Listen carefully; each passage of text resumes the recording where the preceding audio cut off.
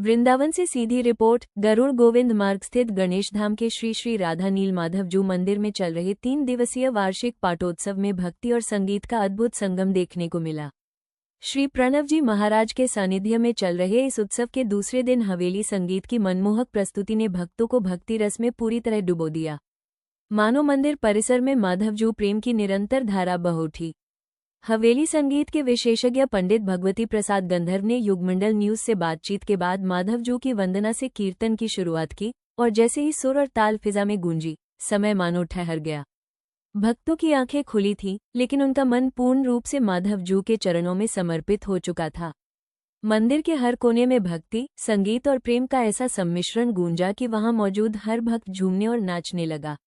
भाव ऐसा उमड़ा कि गुरु श्री प्रणव जी महाराज भी स्वयं भक्ति रस में रमने से खुद को रोक नहीं पाए और भक्तों के साथ भक्ति गीतों पर थिरकते दिखाई दिए। संगीत और कीर्तन का ये पावन क्रम देर शाम तक चलता रहा और अंत में माधव जू की भव्य आरती के साथ इस दिव्य संध्या का समापन हुआ।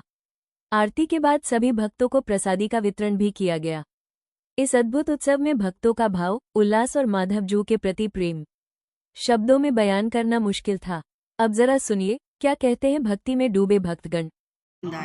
मन प्रफुल्लित हो गया, आंख बंद करके ऐसे लग रहा था जैसे हम तो सीधे स्वर्ग में पहुंच गए। और गंधर्व जी, वास्तव में पंडित जी नहीं गंधर्व है, और वो जो गायन कर रहे थे ना, उससे हमारी आत्मा, जन्म जन्म की आत्मा की जो प्यास थी वो भूल गई। इतना आनंद आया कि मतलब पता नहीं चला समय का।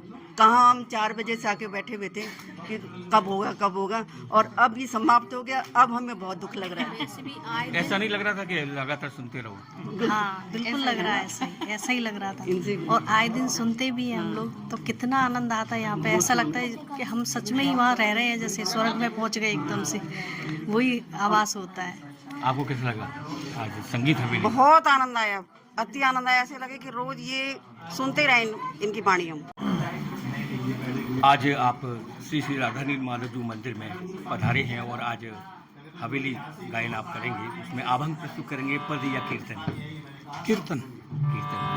बहुत पुरानी परंपरा है हवेली गायन की। किस प्रकार से इसको फिर आप भगवान के ऊपर अर्पित करते हैं? जैसे परंपरा से गाते आए हैं, ऐसे पीढ़ी दर पीढ़ी गाते आए हैं हम, तो उस हिसाब से ये संगीत की परंपरा चल रही है। हवेली संगीत, उसको पुष्टि भक्ति संगीत भी कहते हैं।